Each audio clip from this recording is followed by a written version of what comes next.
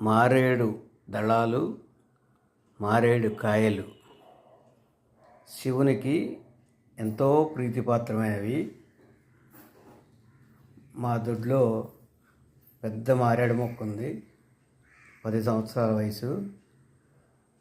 ప్రతి ఏడాది వినాయక చవితికి చాలామంది వచ్చి మారేడు కాయలు, మారేడు దళాలు తీసుకెళ్తూ ఉంటారు.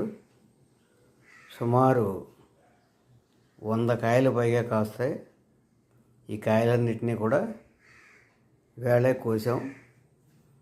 2 రోజుల్లో వినాయక చవితి పండుగ రాబోతోంది. వినాయక చవితికి పాలవెల్లి కట్టుకుంటాకి కొంతమంది బాగా సన్నిహితులు, స్నేహితులు వస్తూ ఉంటారు. వాళ్ళకి ఇస్తూ ఉంటాం, వాళ్ళు తీసుకెళ్తారు.